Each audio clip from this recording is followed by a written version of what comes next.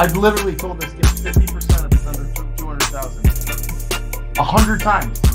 100 times. I don't know, like, I'm obviously doing... Wholesale Hotline, where we cover everything to do with wholesale real estate. I'm Jamil Damji. I'm Brent Daniels. And I am Pace Morby. And together we cover the most important parts of wholesale real estate. Lead generation. Conversion of sellers into contracts. And dispositions. Guys, remember, when you're watching this show, do us a favor and squad up in the comments. Make sure that you are liking and subscribing to the YouTube channels and in the Facebook group Wholesale Hotline. Most important, we want to know we're doing a great job for you and helping you build your business. So go give us a review on iTunes and or Spotify. So squad up and enjoy the show!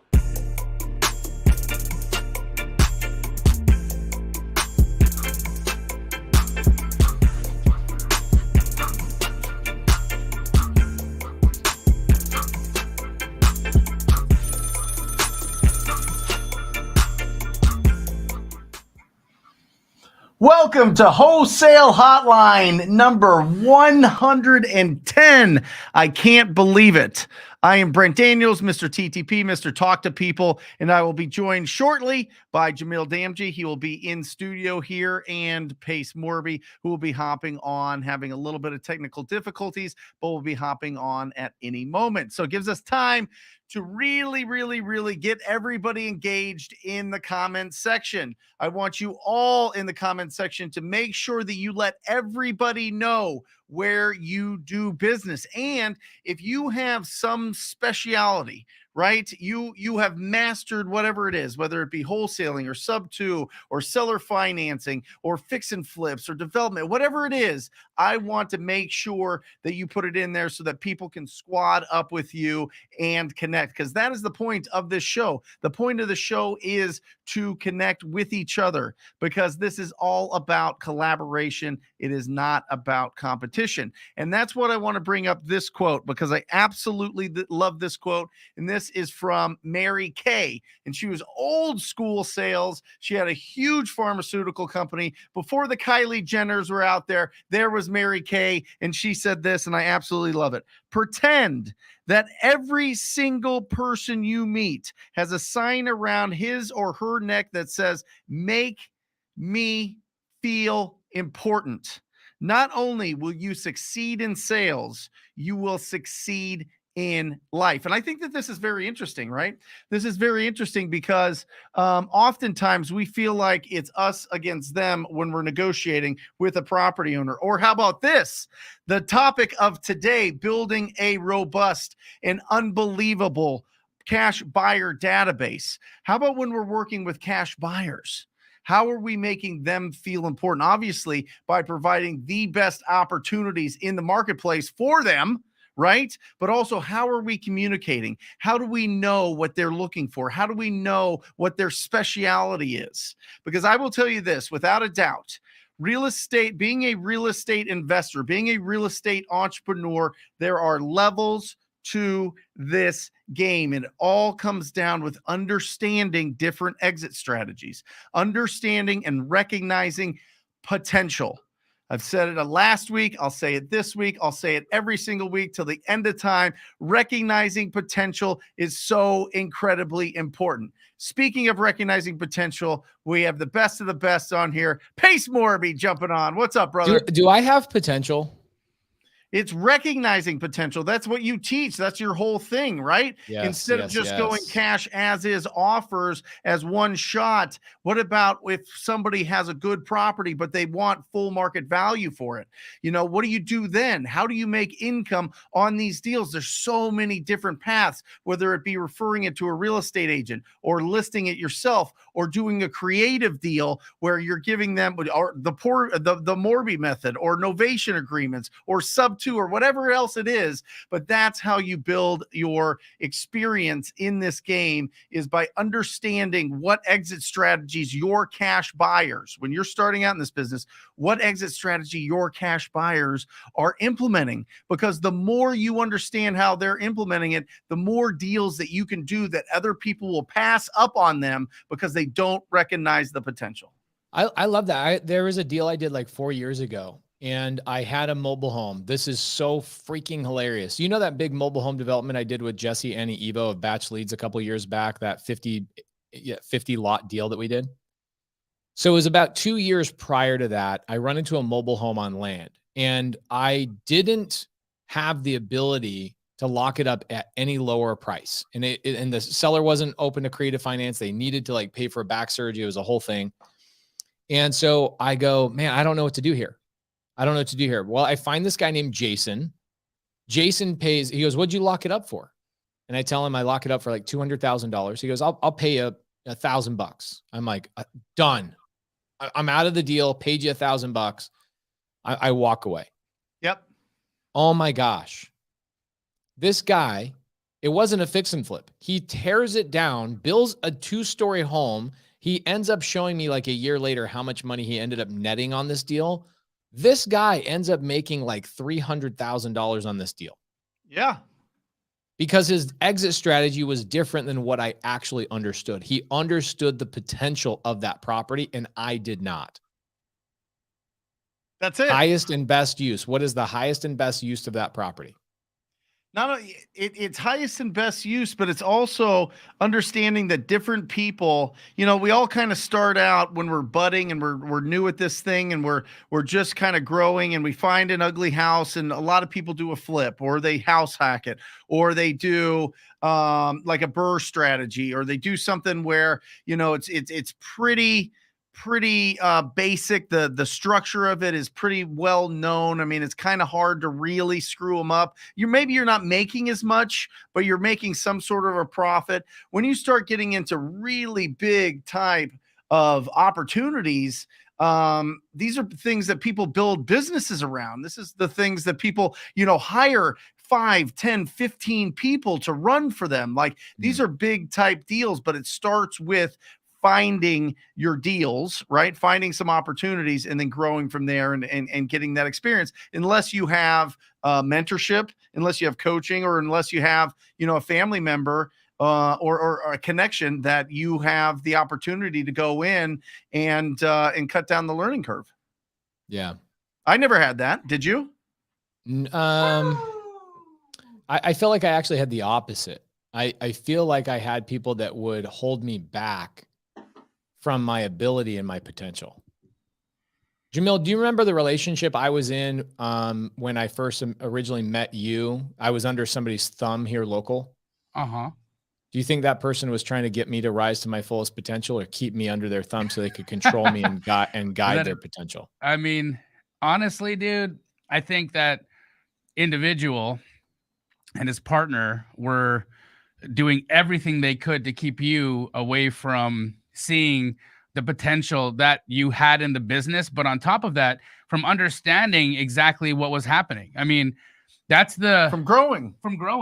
That's the biggest problem that I think people have in this space, is that we work with each other, but then we want to do this. Hey, don't get too big. Hey, don't do too much. Hey, don't pass me. And that attitude, that contracting attitude, is the scarcity mindset. And that's what's murdering so many people's dreams. Love it. We're talking building a buyer's list. We're talking like, and that's what I wanted to open up with. I opened it up with a quote about everybody walks around with a sign around their neck saying, make me feel important. Make me feel important. You know what I mean? Like, it's a great philosophy to go around and just see MMFI tattooed on somebody's head. You know what I mean? Make them feel important. How do you make cash buyers feel important? How do you make cash buyers feel important and still maximize profits? Well, you listen to them first and foremost. Beautiful. You ask them the questions that are relevant to them. Let's give them some meat and potatoes. So buyer criteria, right? Yeah. Here's let me first say this. If you are subscribing to a service that is going to blast blindly buyers your deals, you are fucking up. Pardon my language, but you are 1000% doing it wrong. Buyers do not appreciate your pop-up email, unannounced, unopted in, without knowing who the hell you are, making sure that you're not a scam, making sure that this isn't some kind of a phishing situation. Mm-hmm. They want you to connect with them, first and foremost. Second, So if you are bringing a buyer into your fold, call them, have an entrance interview with them and get their buyer criteria. Where exactly are you buying? What type of projects are you looking for? What's your type of return that you're trying to expect on every deal? What's the maximum amount that you'll pay for a deal? What's the minimum that you'll pay for a deal? Are there any areas that you're going to stay away from? Like, are you not trying to buy land? Are you not doing new construction? Are you trying to stay out of South Phoenix? Are there certain zip codes that are better, certain zip codes that are not good for you? Get these questions answered and then curate the deals you're sending to them. Here's the thing. Your buyer has options. There are so many deals coming into their inbox every single day. But you know what your buyer doesn't have? A deal curator. I'm going to say that again. A deal curator. What's a curator? Somebody who is looking at the opportunity, making sure the opportunity is real. So you run the comp. Look, if you're getting deals from other wholesalers or you're getting deals from agents or you're getting deals direct to seller, whatever your model is, you want to alienate your buyer, give them a bullshit ARV. You want your buyer to never open your email again? Don't run your comps correctly. Choose comps from every which way and not be truthful about what the true potential of the property is. So give me because we're talking about, you started with really understanding and curating what these buyers are looking for. Exactly. Right? So to get it in front, if it's just you starting out, right? When you were just starting out, were you selling to a certain amount, like just a handful of people that you knew what they were looking for? When I first started, that's exactly how I did it. And then give us the path of progress here, because now you have 80,000. Right. You've talked to all of them? No, but I've got your team. My team does. And then what we do is that's what I want to get to here. Yeah. So as you're growing, right, you're going to have a personal relationship with every one of your buyers, and you're going to curate opportunities for them. Because here's the deal. Your fix and flip buyers, they're out in the world looking at material, looking at projects, driving projects, talking to contractors, making sure things are getting done, going to the city, getting permits. Their day is full of the busy work that's involved in fixing and flipping a house. Therefore, they don't have the time to look at every wholesaler's email that's coming into their inbox. Therefore, they don't have the time to run the comps on every deal that's coming into their inbox. Wouldn't it be a wonderful world if your buyer trusted you so much that when you sent them a deal and you told them an ARV and they liked the numbers, they said, I'll take it. That's how you build a relationship, and that's how you build a buyer's list. For instance, I talk about depth of relationship score. Did you see that fake person? No. That's you? What do you mean a fake person? There's a fake Jamil Damji. No, that's Emily. That's my team. No. There's one that's a fake one. Trying to get people to put Bitcoins in some wallet pertaining to Uh-huh. Oh, no. Yeah. Anyway, go ahead. Sorry. Wow. Don't do it, people. You made Do it. not put money in Anyway,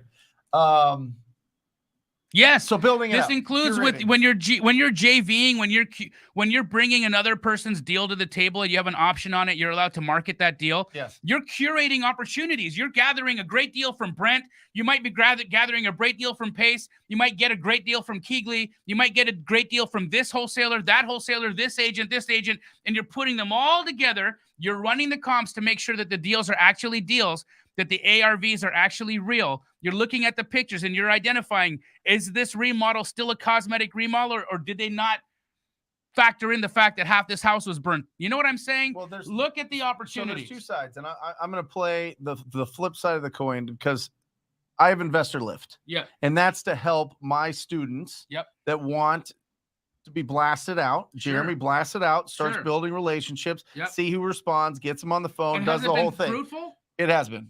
It has been. Okay, great. I mean, but listen, I know what you're saying here. What we don't get out of that Our relationships is understanding what is going on in these markets. Right. All we know is that we sent it out and somebody wanted it, and that's great. That's the market knowledge that we have. Great. We don't, and that's just basically we have one pool of buyers. Right. Flips. Right. Right? I don't know what rental market's going on there. True. I don't know about development market True. there. I don't know about building buyers, working with agents in that area that have buyers that want to live in these certain neighborhoods like you do. Right. I mean, I was about to tell a story because Pace told a story about, just selling off a deal for $1,000 and somebody making 300. I sold a deal to you, which I thought was like squeezed all the juice out of it and you Yep. sold it for 35 more. You made 35 on top because you had a specialized buyer. 100%. The facts is that we create relationships and we build relationships that are deep with every one of the people that we Right. sell deals to. Right. We understand exactly what they're looking for. Look, during COVID time, when people were getting real squirrely and people weren't buying deals, I was selling houses. Yeah. And I was selling houses. Why? Because I was working with buyers that we had relationships with, people who trusted us, people who wanted to do business with us, who knew what we knew what we were talking about. Well, and I also think that the advantage of the business, the advice that you're giving now is so much stronger. Everybody's a genius in good times. Right. Right? 100%. Everybody's a genius in great times. Yep. Anything squeezes a little bit, starts messing a little bit, starts going a little bit. All of a sudden, all of those hot buyers that you used to have, they're not around anymore. Right. Who are the real people buying out there? True. Very true. That's part of it. Also in that, when you create these relationships, right? When you're curating and you're creating these relationships, By the way, Steve Train got me into investing. Awesome. Great. I mean, good for him. And if it's working for you, that's fantastic. It has with our students. For me personally, and for the people that I work with, that it's like literally DMing people random stuff and hoping that something's gonna stick. Right. I am not gonna do business that way, but I have no problem with people trying and testing that out. And if it works for them, absolutely great. We also are really good at comping. There you go. That's the other side. Yep. Of it. Really, really good. And I would say out of the 100 that we have been submitted, 2 of them sold. You know what I mean? Because those are the only 2 that we saw potential in. Yep. So there was some comping going on there. But really good deals. It works for. Great. Yeah. Great. Again, there's going to be those moments and there's going to be those times when it's going to be the wrong place for the wrong buyer, right? The wrong 100%. deal for the wrong buyer. And so you want to have relationships built so that you can place the right deal in the right spot. Here's the other piece of that. And you can move with your buyers. Always. If your buyers all of a sudden, they're like, we can only buy, and this happened. Yep. Not saying it's going to happen or anytime soon, but we went through a no equity market where everything was foreclosure auctions and everybody that had the buyers list to bid for people at the auctions won. Right. I mean, that's Iman's whole business was huge, grew that. Absolutely. I mean, they did that for 20 years, still do it. All right, guys. So Jimmy Vash says, how much of a profit margin should we keep in mind for the buyer? The answer for me specifically as a cash buyer is I want to make 10% of my sales price. Now, 5-6 years ago, I heard a lot of cash buyers saying 20%, but that doesn't exist it does exist. It's pretty rare. It doesn't really exist too much nowadays. So if I'm going to do a $500,000 ARV, let's say I buy the house for $300,000 and I sell it for $500,000, my goal is $50,000 of that $500,000 sales price is my profit. So 10% of the sales price needs to be net profit to me. What about your rentals, Pace? What about your portfolio properties? Are you looking to go in there with equity, or are you willing to not go in with equity because it's a good deal? Every single house that I've bought has grown so much in freaking equity. But at the end of the day, here's a great example. Okay. Here's a good example. And I'll do a little screen share for you guys. If Google will allow me, for some reason, Chrome hasn't been letting me show stuff. Didn't you block him the first time? Yeah. He came back. Yeah. Who? We have a rogue Jamil Damji. Yeah, there's a fake Jamil Damji trying to get people to give him Bitcoin. Where is he? I don't see him. He's gone. You just blocked him a couple times. He's hopping around each account. Like he just keeps coming up with names. No, it's always my name, but I don't know how he's doing it. He's just changing the font of one of the characters in your name that looks really close, but you have to like stare at it. Anyway, how are they doing that? So you walk in. So here's the answer. Yep. Here's the answer. The majority of the BRRRR strategy buyers, so people that are out there going out and buying, renting, buying, rehabbing, renting, and then repeating, the majority of them are not buying anything with any equity, right? They're sinking money into a deal. Okay. Nobody's buying deals at 50 cents on the dollar and being able to pull out all their cash on a BRRRR strategy. It's probably 1 out of 20 people or 1 out of 20 deals you can pull out all of your cash. So whether it's the BRRRR strategy, whether you're buying something straight cash, whether you're buying something creative finance, equity really is not the important thing, because equity grows over time, right? That's how we build equity. The number one thing you got to care about is my ability to cash flow. Yep. Because equity is not going to save me in a good or bad market. I get this bullshit all the time. And if somebody, I've been saying this lately a lot. I go, if somebody disagrees with me, tell them to meet me in a back alleyway and I'll beat their ass. If you believe you should only buy rentals and long-term portfolio deals based on equity, tell that to people in 2017. All this supposed equity is not what saved them through the downturn.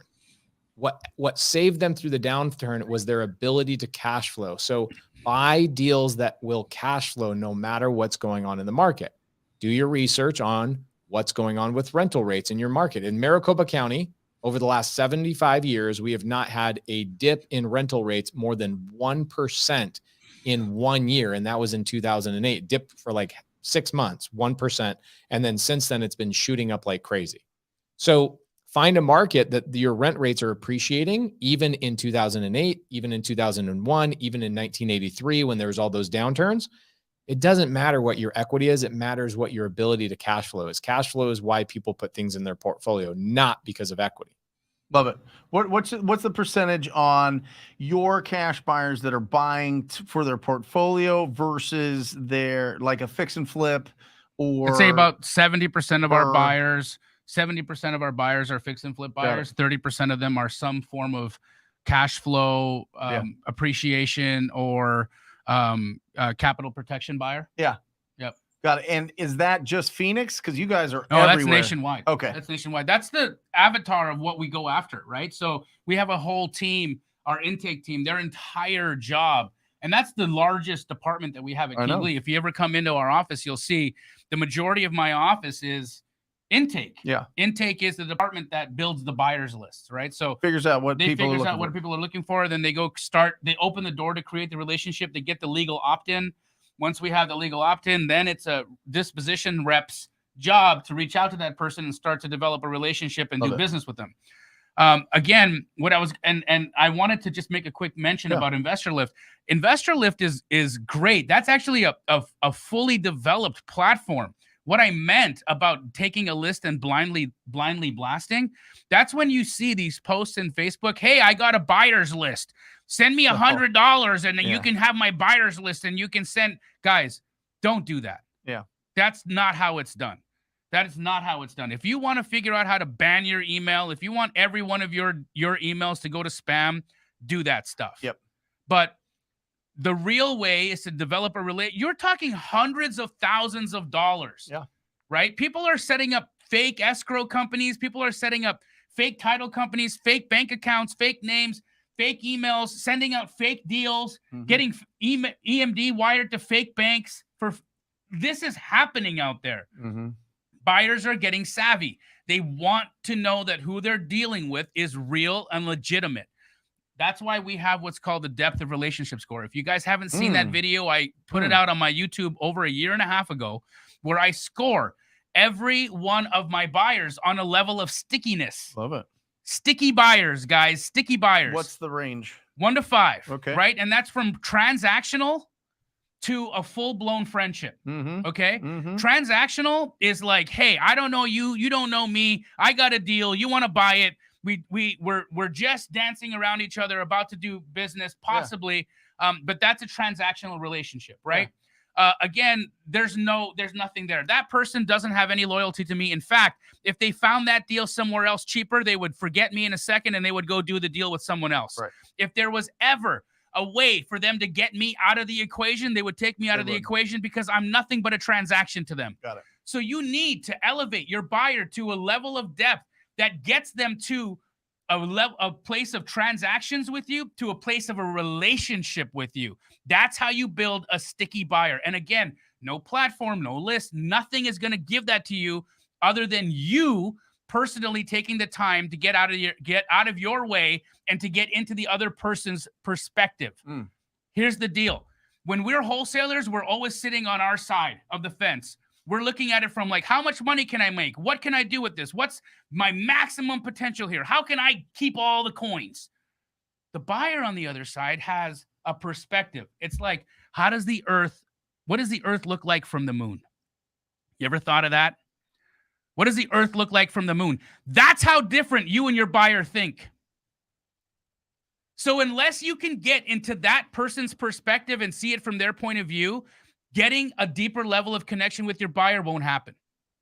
Is that making sense? It does to me. So how do you do that? All right. Can I ask show you guys something real questions. quick before we I know this is an important topic real quick, but you asked the question. So let's go over it. Yep. Since 2008, since 1980, consistently, rent rates have averaged 8%. This is national average, by the way. This is not Arizona. This is national average. Look at the rent rate since 1940. Okay. Yep. So when people talk about equity, like I'm going to buy a deal based on equity, guys, you never buy a deal based on equity. I would overpay for a deal. And look at multifamily buyers right now. Every single multifamily buyer is overpaying for every single multifamily deal. Here's an example. Pace watched me do it today. I bought a triplex. Yeah. For $1.2 million. Yep. Fully remodeled. Yep.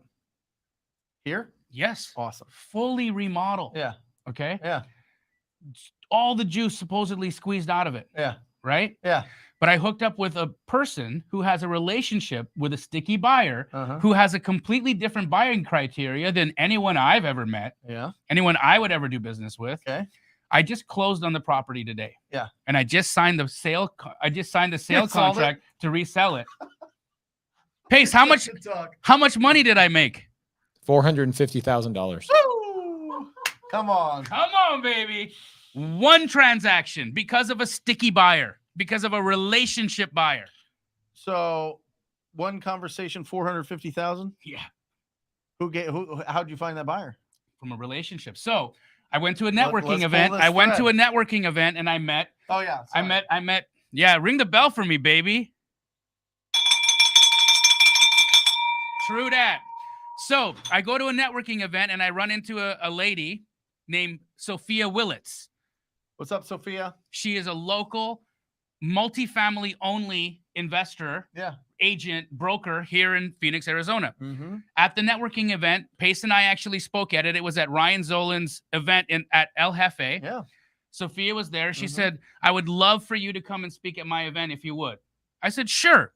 The day of the event, I was tired. My in-laws were in town. I was tired. I was feeling like I was dragging. We had just filmed for 9 hours. Now I had to go to an event and speak. 50% of me said, stay home. 50% of me said, you said you would do something, do it. Right. So I got in my car and I went. Yeah. I did the talk. I went home. I made a connection with Sophia. The next morning, my phone rings. Guy says, I got this fully retail triplex. Can you help me out? I'm like, you know what? I just so happened to have met somebody yesterday, and let me see what I can do. Yeah. Call her up. I say, these are the deals. She says, you know what? I got a buyer who's literally buying at like 3 caps here in Phoenix. Yeah. Get that under contract. Yeah. Get it under contract. We're in escrow. Bada bing, bada boom. Done deal. That's it. This isn't the one you just closed on? This is the one I just closed on. Really? I just left the bank, bro. Look. You can't make this shit up. I just left the bank and I just texted my seller, and you can see my seller. There he is. Okay. Wire sent to close. And you put, that seller's gonna, $450,000. Yeah, baby. Awesome. All because you made that connection. All Correct. because one, you went to Ryan Zolan's event, which is great. I'm speaking at it this month. Yep. And two, you met and I made a connected connection. and then also gave value. Correct. And then that gave, that cemented the relationship. And now 450,000. 450,000. People are like, that's if you make 400,000 in this country, you're in the top 1%. Jamil did it with one conversation. Happens. Real deal. Dog. Talking to people, baby. Yeah. That's it. Real That deal. is it. I love it. So let's get into this real quick. Okay. Okay. Well, let's crack this open. Yes. Kelsey Sidal asked, Then. question. Great picture, by the way, Kelsey. Yeah, looking you're good. a stud. You're a stud. I like that shirt. Jeez, look Is at there that. any particular way to approach hedge funds once you find them? Kelsey, yes. And it's through their advocate. It's through Yep. their agent. Yep. Hedge funds are not people. They are organizations. Yep. Organizations have pathways to communicate. Those pathways are the ways and the only ways that they'll communicate. That's why they employ real estate agents to work on their behalf. Find the agent who's working with the hedge fund, create a relationship with that agent, take them out to dinner, take them out to lunch, take them out to coffee, find out exactly what they're looking for, how you can make their life easy. And in so doing, bring them value. They will look at your deal before they'll look at somebody else's deal. Why? Because you created a relationship with them, but it's through the agent the hedge fund has employed. That's how you do it. Love it. Do you guys ever do any deals in Hawaii? I currently live out here and was just wondering if there was a lot of wholesalers out this way. Love the show, by the way. Toa, yes. I don't do deals. I have students that do deals there. Incredible students that live out there and work out there and do deals there. I also communicate a lot with RJ Bates. RJ Bates has done a lot of deals with Titanium Investments out there for a while. What I would say is big deals, not a lot of deals, but big deals typically. But I think you could do it anywhere. I really do. What do you? Any experience in Hawaii? Hawaii's great. Yeah. Pace has a number of students that work in Hawaii and do deals out there. I've got a couple of students that do deals in Hawaii. Mm-hmm. Look, here's the thing. Hawaii is like the least saturated place where you're going to find real estate investors. There's a lot of flip activity going on, but there's not a lot of competitive wholesaling going on over there. Mm-hmm. You've got a wide open lane. Now, if you're from one of the islands or if you're a native over there, you've got way better of an opportunity to go and connect with people and do business the way Hawaiians do business, right? This isn't bringing Phoenix or LA or any of these like slick city talking vibes over to the people out there. They want to do business the way they want to do business. Figure out how that is and get in that vibe and crush it. Justin, can you accurately find out existing equity in a house pre-seller convo? I want to tackle this real quick. The answer is yes. Batchleads.io. Squad Up is the coupon code for that. Squad Up for Batchleads.io. It'll have it right there. If you've ever watched Straight Outta Compton with Jamil on the weekend, it shows, you'll see it when he's pulling up any of the properties. It'll show estimated equity, so that helps. But this is something that I will caution you against. I would not do a ton of research until you have a conversation with the property owner. All right. I don't want you going in there with preconceived notions or thinking you know what price you're going to go at or anything. I want you to just have a conversation, a quality conversation about 4 things. All right. The condition of their property, their timeline to sell, their motivation to sell, like what is their big problem, and their price. Those are the 4 things. We talk about it all the time on here. I understand for people that have heard me say that a bazillion times, but reps help, right? So condition, timeline, motivation, price, have a really good conversation with them and see if they actually want to sell. That's a lead. Because there's plenty of people that need to sell that still foreclose. There's still people that need to sell that they still give their properties back to an HOA lien or a property tax lien or whatever else. So make sure that they are going to sign a agreement with somebody in a specific time frame. That's a lead. All right. Somebody that just wants you to give them an offer, or what's the best you can do, or how much will you give me and all that, and have no timeline. You're just spinning your wheels typically with that. So have the conversation first before you start doing a ton of research, because that research is the number one creative avoidance in your business. You will out-research yourself out of this business. You will research yourself out of this business 100% because you have a fear of picking up the phone and talking and having a conversation with that owner. And it's a totally acceptable fear because you've never done it, or maybe you haven't had a lot of reps at it. But the more that you do it, the more comfortable you're going to get. And that's when you really make a difference. Do you vet your buyers to make sure they're not wholesalers?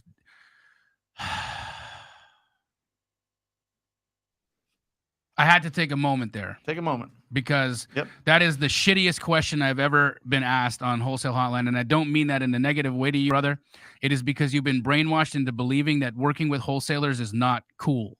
that working with wholesalers is not going to bring you a check. That is not the case. Okay.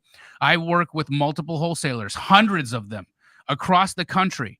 And we always, we open our door to wholesalers to come in and bring us opportunities. We let them come in. We let them bring their buyers. We let them work our deals. Why would we not? Why would I want to ever stop somebody from A, bringing me value by bringing me a buyer, and B, getting out there and making money? As long as they're doing the right things, as long as they're not doing that's where the question comes from. Let's be honest. Okay. Let's take your personal opinion about this to the side, and let's be really honest about this opinion. There's a lot of shitty wholesalers out there treating people like shit. Yes. There's a lot of them. So this question is rooted from not doing deals with people inside of your community, my community, Brent's community. It has to do with the wholesalers that are running out there, putting sellers in bad situations, lying to people and saying, I am the buyer when they are not the buyer. Right. And I'm personally sick of it. No earnest. I'm personally sick of it. I don't care if you don't have earnest money, but if you come to me and you say, I'm the buyer, you better be the buyer. And if you're not the buyer, just tell me, hey, can I shop your deal for you? And my answer 100% of the time is yes. Yes. So the real question I think they're asking, Jamil, is here's the real question, right? They're not as educated as you or me, but the real question is, how do I make sure a wholesaler follows the proper actions and takes care of my deal if I do send it over to them? Well, first and foremost, they've got to be working a deal at the same number that you're working at. When you see deals that are being sent out at like 10, 15 different prices, that's just confusing to the marketplace, first and foremost. So I always try to get alignment. What does that on mean? price. Alignment on price, meaning, hey, if you're sending a deal out at 500,000, I want to be able to send a deal out at 500,000 as well. If I've got to send it out at 510, let's say Jamil, I go to you and I go, hey, Jamil, I want to use the leverage and power of Keegly, which I've used hundreds of times, and I love Keegly. And you go, yeah, no problem. We're going to go market it. Or what are you marketing it at? And I go, well, I'm marketing it at 600. That means that you're not going to go out and market it at 650 so that there's confusion in the marketplace. Is that correct? Correct. You and I are going to come to alignment on price, and we're going to say, hey, look, what does this look like? What do your numbers look like? You know, if you're not willing to tell me where your basis is on a deal, then it doesn't matter, because you and I aren't coming to terms because you're not willing to be transparent, and I'm not going to want to work as hard for you as possible. The facts is that I want to sell the deal for as much as I can sell the deal for. You want to make as much money as possible. So if we both put our heads together and I swing for the fences and you give me a great understanding of basis, you might, instead of making $10,000, make $25,000 because we came together in alignment on price. Does that make sense? Absolutely. So alignment on price. And then just like Rocky just said, documentation, 1000%. If you're not getting options signed by the people that you're working with, or at least written permission to market a deal, you are breaking the law. You're breaking the law.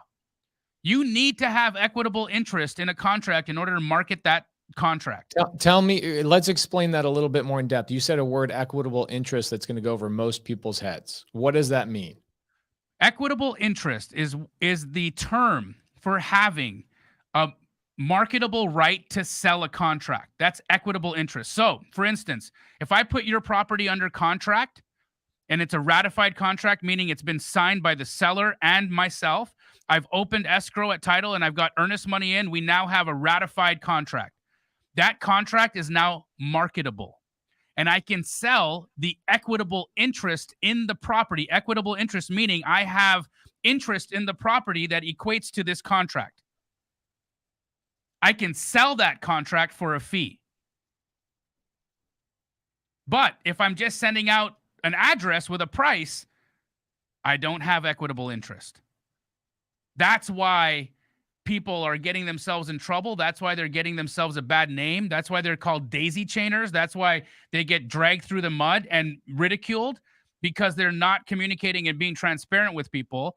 And even though they're trying to add value to the marketplace, even though they're trying to be helpful, even though all they want to do is bring a buyer to the table because they might know they have a buyer for a deal, but rather than have a conversation communicate with the wholesaler, get permission, and do it all by the book. Yeah. They just take somebody's deal and send it out to their list and hope for the best. That's absolute. So Jamil, let's say I call you up, right? Right. Let's say I call you up, just like the good old days, and I go, hey man, I've got a deal and I can't sell it. Can you help me sell it? What's that conversation look like? Let's do a little role repeat play. that. So you call We me up need and your say, I help have a deal. selling. I'll say, great. Hey bro, I've got Pace. a deal, but I'm having a hard time selling it. I heard Keegley can help me sell to a much larger buyers list. Can you help me? We'd absolutely love to. First and foremost, let's take a look at the deal. Can you send me over the price, the pictures, the close of escrow date, and any other information that you have on this specific deal so I can evaluate it? Yes, sir. Here you go. So I get the deal, I look at the address, I comp it, and I might see that your comps were wrong, in which case I'll come to you and say, hey, Pace, you put this under contract at $400,000 and the ARV on this is $420,000. This isn't going to be sold very easily because you don't have equity in this deal. This is pretty much a retail deal. Or let's say you did the comps right. I'll say, Pace, this is a great deal.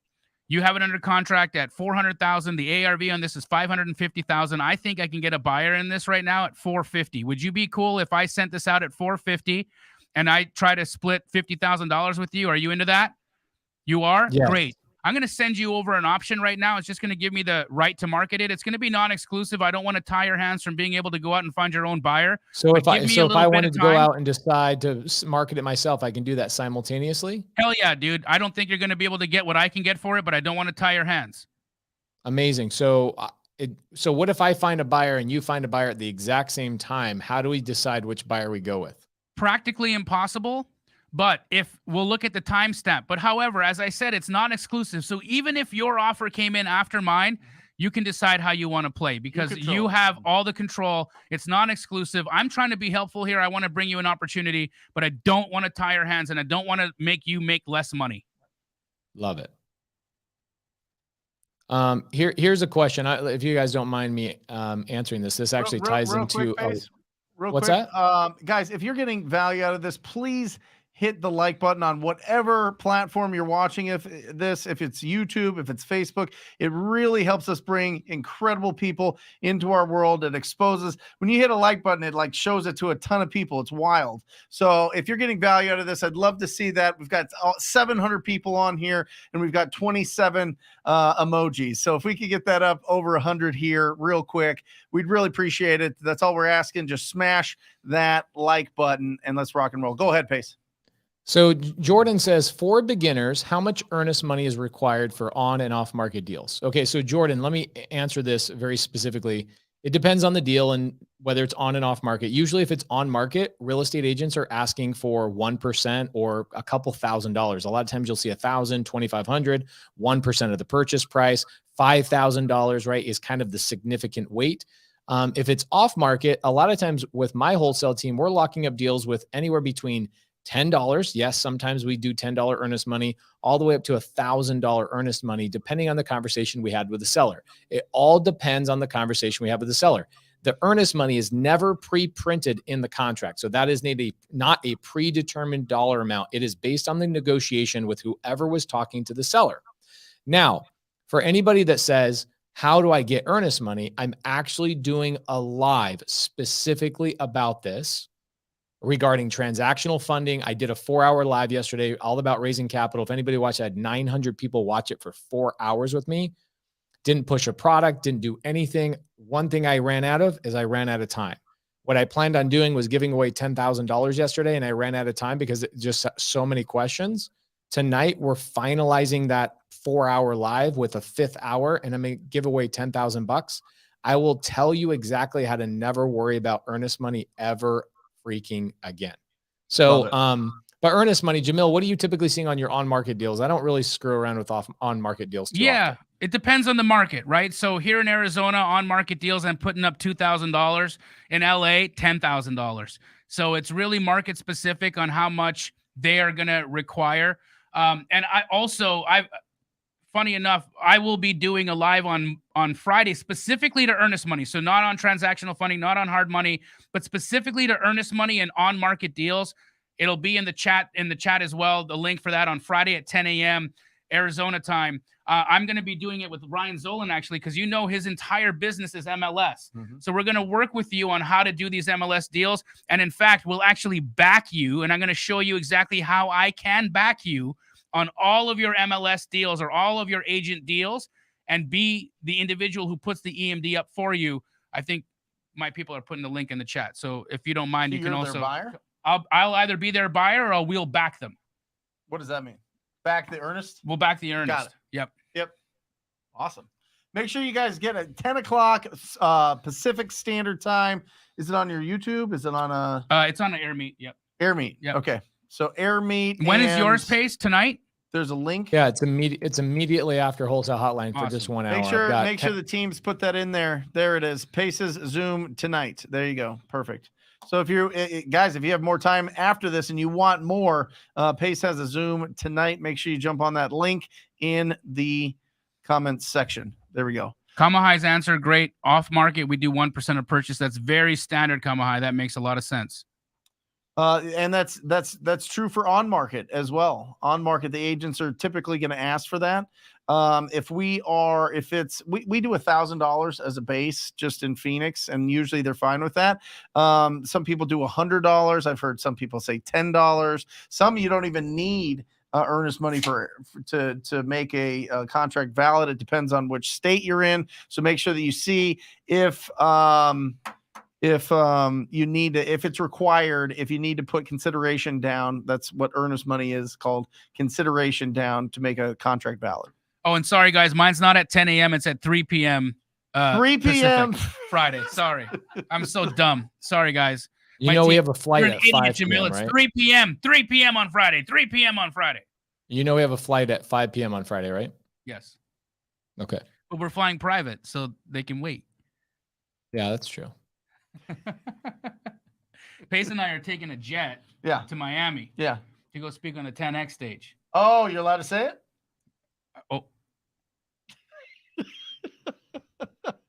All right. They're talking on 10 different stages. Amazing. Here we go.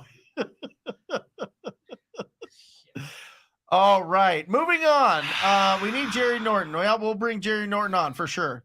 Can I use a brick property as a comp for a sightings property also? By the way, Darius, right? Yes. Yeah, Darius. Thanks for asking another question. Yeah. Thanks for sticking around. I know that Jamil came at you, but I didn't mean to come at you though, Darius. I love you, brother, and I appreciate you asking the questions you were asking. You're the man, man. You're the man, dude. Hey, Jamil, and he's asking me too. Wow, this guy's dope. Yeah. Can I use a brick property as a comp for a siding property? There's definitely going to be a price differential there. Masonry construction, especially in the East, has an inherent value because just because of weather, just because of insulation and actual construction quality. And I've been seeing that it's roughly around a 10 to 15% difference. So the masonry property will actually be worth 10 to 15% more than your stick construction. So you'll need to make that adjustment. Big difference in Florida. Huge difference in Florida. Can I use a 2-story comp with a 1.5-story comp? They have stairs. They're valid. Yeah. Yep. It's like a tri-level. Eric Jackson asks, when it comes to dated properties in today's market, how many days out should we search and how do we go about negotiating overpriced properties? Love it. I think he's talking about MLS deals, right? Properties that have been getting some seasoning, getting a little bit of rust on the market there. 30 days. 30 days. 30 days in this market is an eternity. Well, it's in Phoenix. I mean, in some of the other other markets, it's more like 90 days. Yep. I would say if you have a market under $500,000, 90 days is the best bet. If it's over $500,000 in your market, then 30 days, like Jamil was saying. That's fair. It would be a low appreciation, low demand market, 90 days, high appreciation, high demand, 30 days. Makes sense. If you guys are going to be in Miami this weekend, make sure you post Miami with a thumbs up and see these guys. Please don't get me in trouble. Please. Jalen, how do you Jamil, I've got a good question here. Yep. This is another reason why people don't like wholesalers who pretend that they're buyers. Okay. So the question is, how do you keep those buyers or those supposed buyers from going around you on a deal? Yep. Jamil, this is a Jamil question. 1,000,000% relationship space. Here's the deal. Okay. I've got buyers who, oh, hi, Corbin. Say hi, Jamil. Hi, Jamila. How are you? Say, what'd you eat for lunch? Ask him. I eat cheese and macaroni. Oh, you did? She ate cheese and macaroni. Thank you, babe. Amazing. Relationships. That's how you do it. So I have such a strong relationship with our buyers. Our buyers love us. They understand we're in the business to make money, and they want to do business with us over and over and over and over and over again. They know that circumventing us on one deal means they're blacklisted from all the deals after that. They would never trade a $10,000 or $15,000 assignment fee to get blacklisted from being able to buy properties from me. So that's the first thing. Second, they want me to win. My buyers love me. They love the fact that I help them, that they do well. They don't care that they see an assignment fee of 50 racks from me. They don't care because they're going to crush it on that deal, and they know that that deal wasn't going to get to them without me. So again, the way you do it is by creating sticky relationships with your buyers.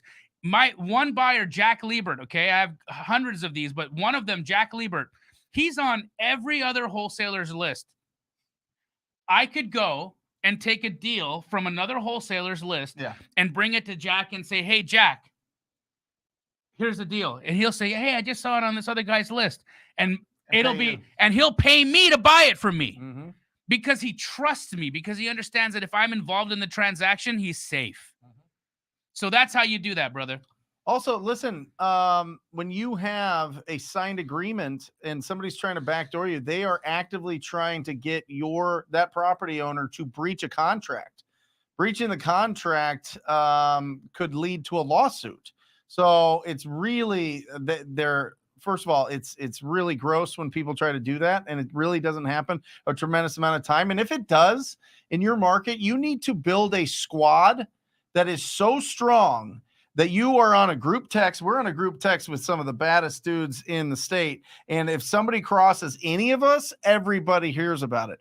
Everybody hears about it. So build up your squad up in your area with amazing high ethic, right? High ethics group that is going to encourage and cheerlead you and support you.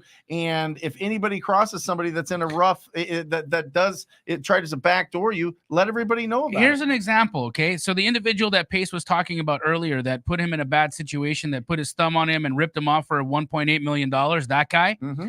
So that guy was one of the largest, most successful wholesalers in the business. Oh, yeah. And he crossed the wrong man. Mm-hmm. That person went from top of the totem pole to bankruptcy. 6 feet deep, bankruptcy, dead in the dirt because he crossed one relationship. I saw him there, but Jamil, it does happen. So you just have to weed those people out. You're right. Yes. It does happen. Yep. You don't go into life expecting bad things to happen to you. That's not how we roll. That's not how we grow. That's not how we win. We have abundance mindsets, and we know that if somebody steals from us, okay, fine. Life is very reciprocating. The world does not pay back people who do bad shit. Mm-hmm. So just get that they will understand how they went wrong, and they will pay for that at another time. It's not your job to deliver retribution. It's your job to remain abundant and carry forward. Yeah. You don't get what you want, you get what you attract. Yes. Right. Yes. Don't attract negativity. Don't attract that. If it happens, it happens. And listen, I get it. When you're first starting out, you don't know who to trust. You got to that's the whole point of the show. That's why we've done 110 episodes. That's why we keep doing this, is to change the industry so that people will collaborate and squad up and find somebody in the marketplace that you can trust and that you have confidence, so that you don't just try this for 6 weeks and stop, and then all of a sudden you're on to something else and you miss out on the incredible opportunity that is owning real estate in this country. Right? The start of it is finding and sourcing discounted properties. And then from there, you can do whatever you want. You can fix and flip. You can develop. You can buy and hold. You can get creative. You could be a bank. You could coach. You could do all sorts of different things. But it starts with sourcing discounted properties. And once you find that and source that deal, have somebody in your corner. Have somebody squad up for real. It changes everything, and it brings you so much more confidence. There you go. So great. Yeah. Suing for breach of contract and specific performance right now screwed us only out of 18K. Snakes are real. Yeah, it happens. Yep. You know, this is the most common question my wife gets. Here's the why. In her DM, she shows me probably 2 to 5 times a day. People go, "How do you deal with pace?" To my wife. Right. Because people think that all I do is work, but they don't see that the time that I'm not working, I'm so intentional about the 4 or 5 hours with my family every day. People don't realize that even though I work more than most people do, I actually spend more time with my wife and my kids than most people do as well. So just for an example, gotta, this guy took his daughter out for a date this morning before we were all on set. He was already out before everybody was on set. He was already out on a date with Corbin. Mm-hmm. So you guys just got to time block that kind of stuff. It's pretty simple. You don't believe it, but it is very, very true. Yes, I do wake up between 3 and 4 o'clock. All right, cool. Let's do it. I would squat up with wholesalers in the Fort Worth, Dallas area. So check this out. This is really cool. So many people. I was on Sunday service last night, and a non-sub 2 student found one of my sub 2 students in the Wholesale Hotline chat. And my sub 2 students just going through and picking up all his leads he's throwing away. They picked up a seller finance deal out of it last week. And he's like, dude, I don't know why I haven't been doing this longer. I'm just wholesaling my leads essentially to your creative finance students. Then the same conversation continues on. Another guy goes, I squatted up with another student in TTP who's way better on the phone than I am. And they're going through my leads that I thought didn't have motivation, but they just know how to pull out motivation more than I do. And they're getting deals.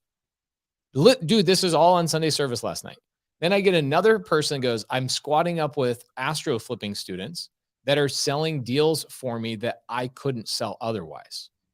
So guys, make sure you are spending time in the side chat, making friends with each other and taking the time. Yesterday, I saw Myron and Carolyn out of Dallas actually host a meetup at their house. I saw probably 5 or 6 other meetups all over the country just yesterday on Sunday. I love it. Take the time, link in with each other, go to Starbucks, go start a podcast with each other, go create energy with each other by squatting up. Oh, I like this question. Can we ask it? Can I read it? Rocket. Maru Estates LLC said, Jamil, I have a wholesaler who worked with me on a deal that fell through. That wholesaler then went and locked up the same property I had under contract and never mentioned it to me. Is that stealing? Hell yeah, it is. 1,000%. That person didn't get that lead without you. That person should absolutely have contacted you and said, hey, the deal fell through, but I want to take another run at it. Why don't I approach the seller? I'll get the deal under contract. You and I will still stay in a JV, and then we'll go out and try to do the deal. Maybe they're going to go try to get the deal locked up a little bit lower. Whatever that is, they should have been in conference with you so that you two were working on that deal together. Maru, absolutely, that is theft. I don't think that that's good ethics or good behavior. And again, that the world will find a way to give that person their just dessert. You continue being a great person and going out there, and don't be afraid to JV with people. You unfortunately found the wrong one this time, but there's a million others out there who are going to love on you and not do it that way. I promise. Maru, if you're still on here, let us know why it fell out. I'm curious. You know, why did it fall? Why did it fall through? Did they go in and lock it up lower? I'd be really interested to know what's going on there and why you couldn't get that one gone. And maybe we can give you some advice so that never happens again. All right. That'd be great. Awesome. Okay, got it. What's next? No. What should you ask when you JV with people? How do you vet each other? Asked Rosa Ramirez. Again, it depends on the time or which line of the equation you're on. Are you trying to bring a buyer, or do you have the contract, right? And so what I like to do is I just like to ask qualifying questions. For instance, if I'm going to bring a buyer to the table and I want to know that the person I'm dealing with actually has the contract under contract or has the deal under contract, I ask them very simple questions. What's the address? What's the pictures? What's close of escrow? And what title company? And if I can't get those answered, say that again. What's the address? What's the pictures? What's the title company? And what's close of escrow? And if I can't get those answers lickety split, that person is not direct on that deal. That's great. On the other side of that, if you are an acquisition wholesaler Mhm. and you're trying to vet a buyer to see if somebody's actually got a buyer, I would ask them, have you worked with this buyer before? Do they do deals in this area? Do you have any addresses of some of the properties that they flipped before? Is there any proof of funds that they're willing to provide? Look, sometimes JV people that are bringing a buyer to the table aren't going to be able to have that. They're not going to have all those things. Right. But ask them the question so that they can at least go and judge the seriousness of their buyer. Right. And that's the key. So how quickly can your buyer close? That's another great question. Mhm. Are they using cash or hard money? You should have the answers to these if you vetted your buyer. You should know, does your buyer close with cash? Does your buyer close with hard money? Is your buyer going to make a stink about using a specific title company? These are things. Is your buyer looking in this area? Right. These are things that your JV partner that's bringing a buyer to the table should know. Hannah Cass asks, if someone asked me what's the address on a property I found off market, but I haven't put it under contract, should I give them said address? Well, first of all, are you just trying to feel it out to make sure that you have the right price on that? I assume that that's what you're doing. You're just kind of verifying what you can offer on this deal. And if it's somebody that you trust, then yeah, they're going to need to see what the address is to help you out. But if you're just trying to sell a deal that you think's a deal, but you haven't put it under contract, that's just hallucination. That's just, I mean, it's positive thinking, but if you don't have the deal, what are you selling them? You know what I mean? You're saying, hey, I've got a property that's really ugly down the street. Do you want to buy it? Or how much will you buy it for? And then they ask for you the address and you say, what? You're going to have to tell them You're something. going to have to tell them. And you're going to have to have it under contract. Yes. I mean, unless you need help, which that's what Keegley does around the country, is people reach out to Keegley to verify what's their buy numbers. What number should I go in and offer this property owner for this deal? I understand that. And that's what we talked about it last week, about getting your cash buyers, having really good communication with them, running deals by them before you go and lock it up too high. And that helps to avoid the real uncomfortable position of having to cancel a deal because you didn't have the numbers right and you needed some expertise on comping a property. Find somebody that you can squat up with in your market, or reach out to Keegley. They're around the country, and get their buy price, get a number out of them. And then you can go in there with confidence and get that property locked up. But if you don't have it locked up, what are you talking to a cash buyer for? Right. And yeah, anyway. Here's a question I think Pace can answer. He's an owner of a title company. Pace, do you have any insights on this? This is happening more. Our title company would never do this, but Right. I have heard of title companies doing this because, again, anything with car insurance or any type of insurance, that's what people don't understand about title companies. A title company doesn't actually do the paperwork with your transaction. The title company insures the transaction. They offer an insurance policy. Yeah. That's what they're doing. So what they're doing is they're finding any way to wiggle out of that insurance policy and cancel it when you guys come and make a claim. Okay. And they're justifying it by saying one of these things. So I have had and heard of this a couple of times. You just need to, unfortunately, you're not going to want to hear this answer, because when you're brand new, this is going to scare you. You got to get an attorney to challenge them, and they have no legal right to be able to cancel their title insurance. Because here's the thing. They issued title insurance at the moment of close of escrow. Well, there's people now, Pace, that I'm hearing. Somebody just sent me a text 2 days ago that if you make too much on a flip property, some title companies won't insure it. Like, how crazy is that? It's nutty.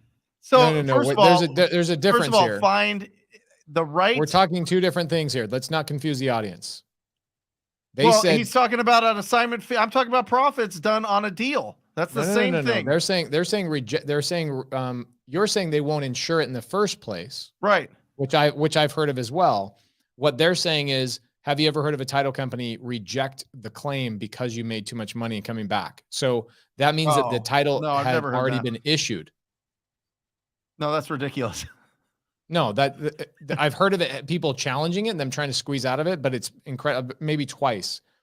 Here's my question. The person that's texted you, Brent, do you know the justification for them saying, no, I'm not going to offer you title insurance?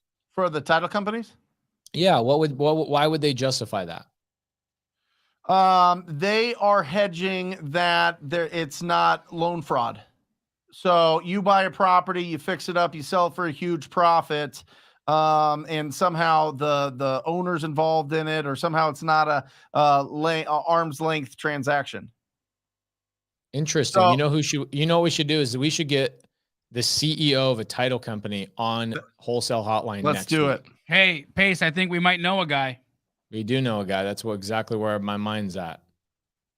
I think that we go directly for that. I think we bring on the owner of a title company, owns, I think, over 50 title offices, and he owns loan officer companies and all sorts of stuff. I think bringing him on, he has a great personality, very dynamic.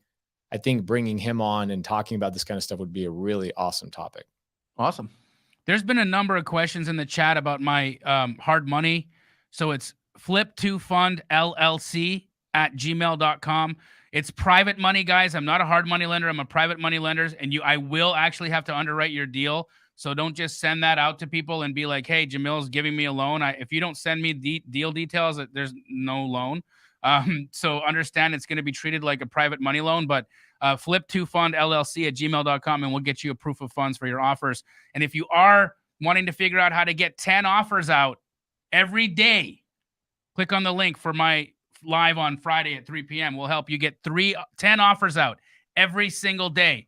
10 offers. Woo. What would 10 offers do for your business? A lot more deals. A lot of deals. Is there an Friday at 3 equation p.m., for how guys. many offers you need to make to get a deal? Say it again. Is there an equation for how many offers you need to make to get a deal? 50. Mm-hmm. Got it. So if you did 10 offers a day. Ryan Zolan on our show on Thursday said, this is why I write notes, guys. This is why. He does 5 offers a day. 100 offers gets you 10 to 15 accepted, and you close 5. Yeah. You close 5. So you end up actually going under contract. Exactly. Yeah, he's got a little bit of a better average because Ryan's laser focused, right? But yes, that's 1 out of 20. Right. 1 out of 20 for Ryan. So Ryan's on with him 3 p.m. on Friday. Links in the chat. Only 37 of you have signed up, guys. Don't sleep on this. By the way, Aaron, how many podcast downloads? Yep. Where's the link? Put the link up, Emily, for Friday. 72,000 podcast listen tos in the last month for Wholesale Hotline podcast. Guys, this is content that you need to put into your brains. We put out a podcast every single day. Pace, Jamil, and myself every single day on Wholesale Hotline. Get in there. Check it out. That's a lot of people. Wow. Well done, Brent. Top 1% in 60 days. That's how amazing our audience is, and that's the value. People are getting incredible value. The private money proof of funds is flipfundllc@gmail.com. FLIPFUNDLLC@gmail.com. Flipfundllc@gmail.com. That's it. Boom. How do you explain to another wholesaler the ARV they have under contract is not the same ARV you comped? I also sent the comp I use. He was offended. What would you do, Pace? I usually send a loom. I actually just say, hey, you know what? You probably know this area better than me, but let me just go through and comp this. Tell me if I'm missing anything. Give me a couple addresses. Maybe I'm not punching in the right things, and I show them what I'm actually punching in to whatever software I'm using. If it's in Arizona, I'm using MLS. If it's outside of Arizona, I'm either using batch leads or PropStream to comp the properties.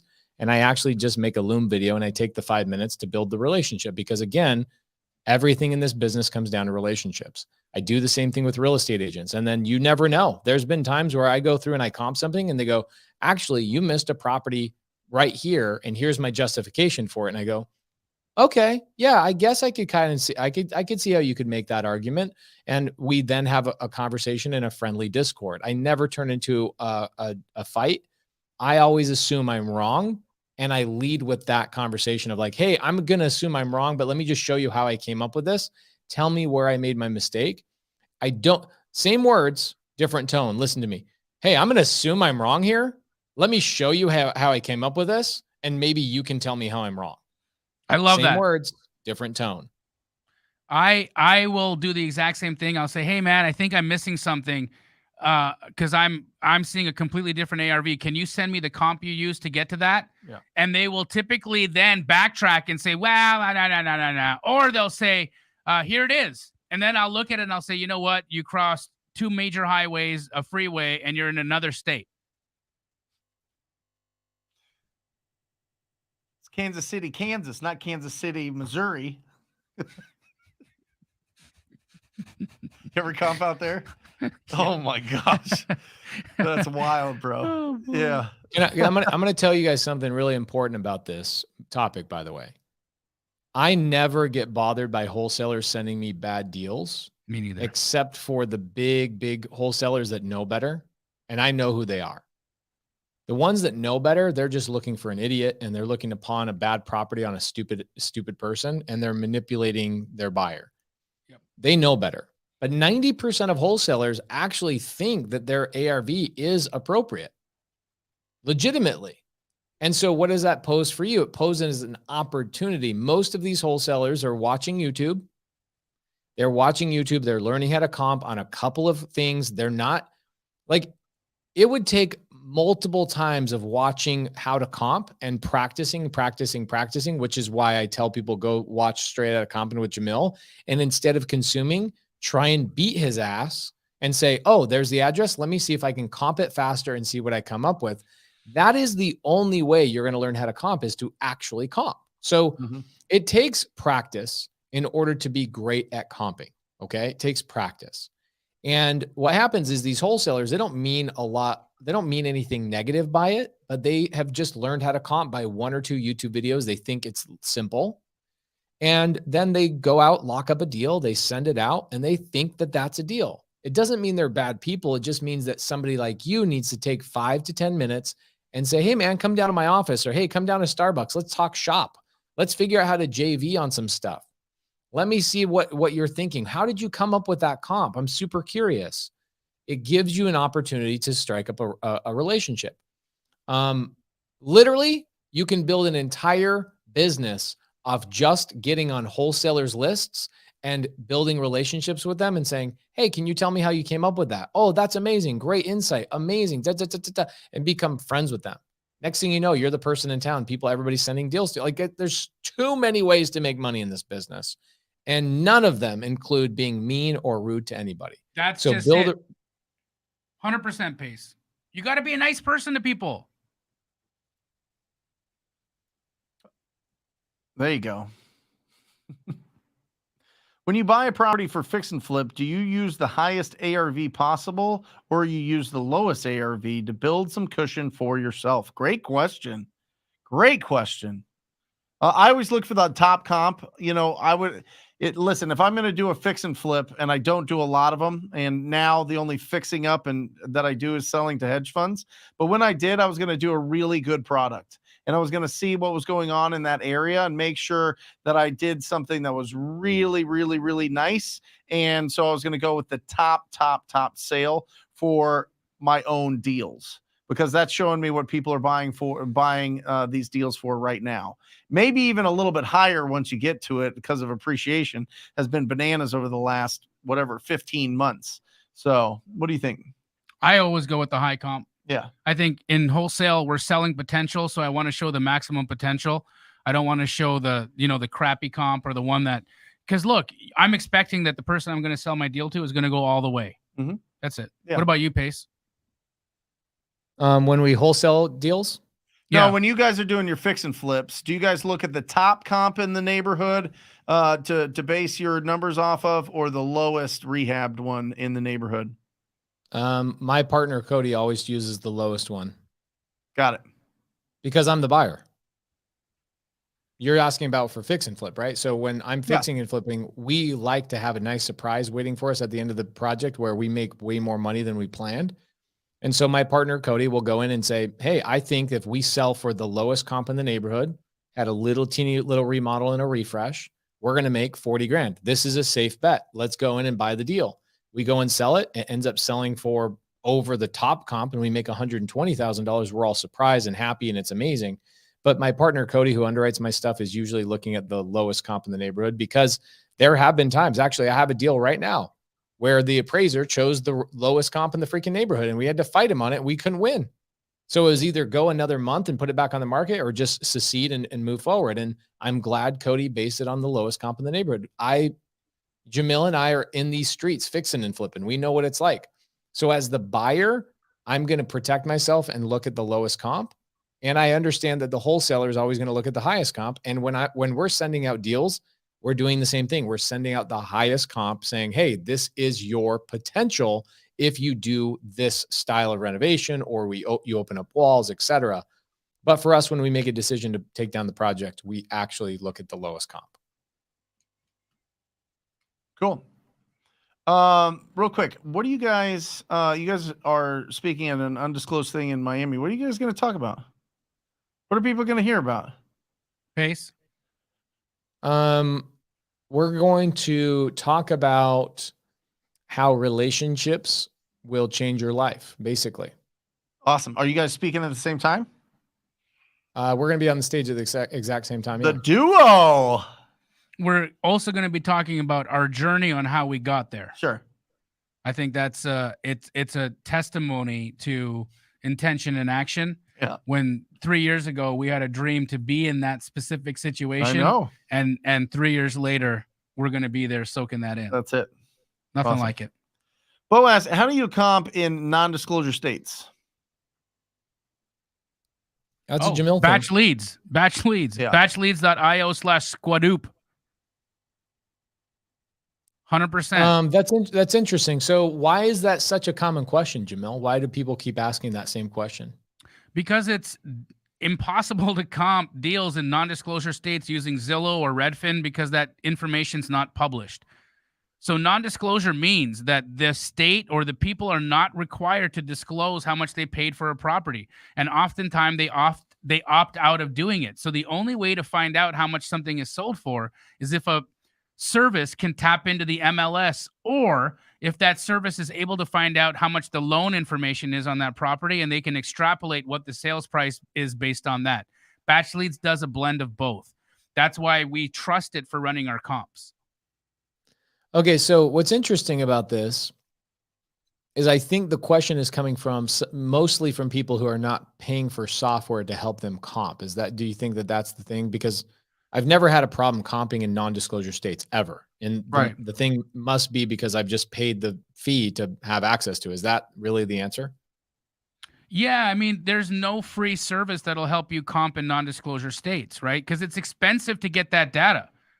It's very expensive to get that data. And so your free services like Zillow, they're not going to pay to do it because it's not profitable for them. There's no incentive. But when you look at a service like Batch Leads, they are incentivized to give that data because they know their customer base needs that information, and that's why they're paying for it. Hands down. Say you get a large enough cash out refi on a personal property in order to make upgrades to the home. Would you recommend to invest in your own business before rolling it into a deal? Bamboo, just call me, bro. I'll answer this question for you. Just call me and I'll walk you through the deal. He has a very specific thing he's going through specifically. Bamboo, just give me a call or shoot me a text. We'll get on a phone call tomorrow. Is this one of your students? It is one of my students. It's also Awesome. the son. It's the son of that man right there. Get out of here. Somebody asked about your poster. I'm like, that's not a poster. That's not a poster. That is a 32 layered actual commission painting. But yeah, Bamboo, give me a call tomorrow. We'll have a conversation. I'll walk you through it. Jamil, would you recommend Batch Leads over Privy? I would actually say it's important to blend them both, because here's what happens. You go to Batch Leads and sometimes you can't find the data you're looking for. And sometimes you'll find the data on Privy. Sometimes you'll go to Privy and there's not going to be enough data there, and you go to Batch Leads. Guys, if you're in non-disclosure states, we're talking $100 a month.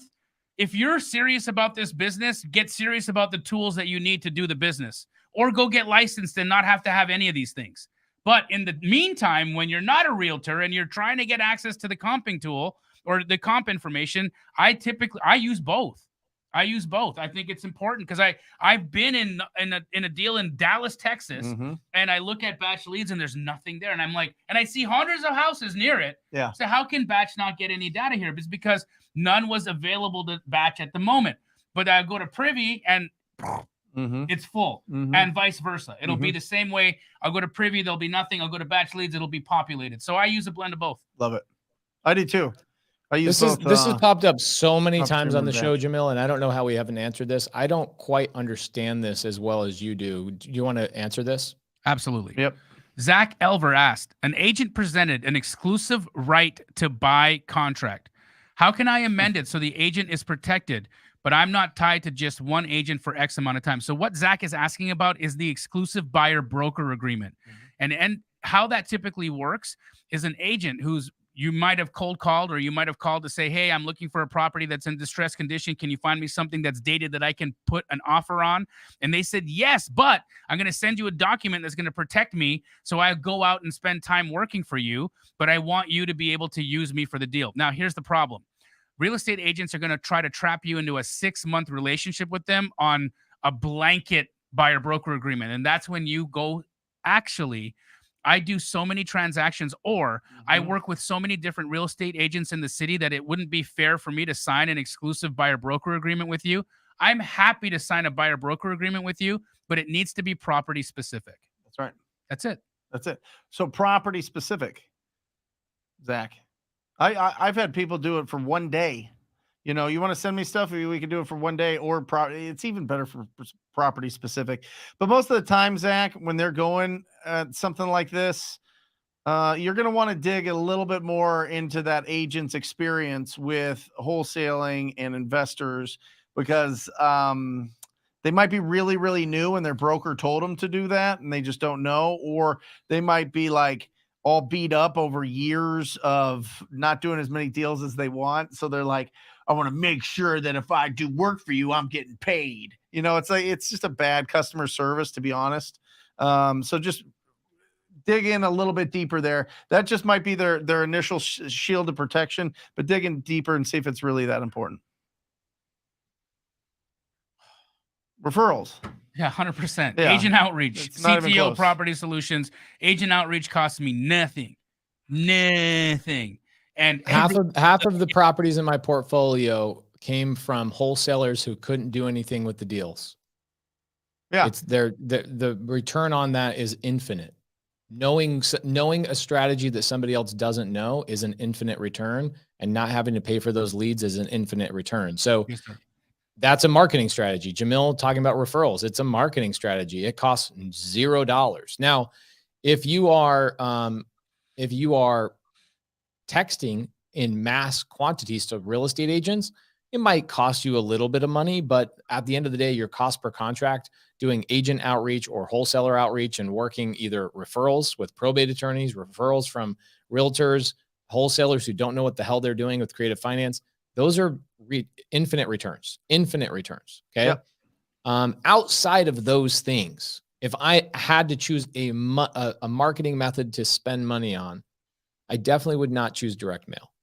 No, I would say we did a direct mail campaign, and today, literally in the mail, I had a stack of returned postcards, and I just look at that, I'm like, 40 cents a freaking postcard just wasted.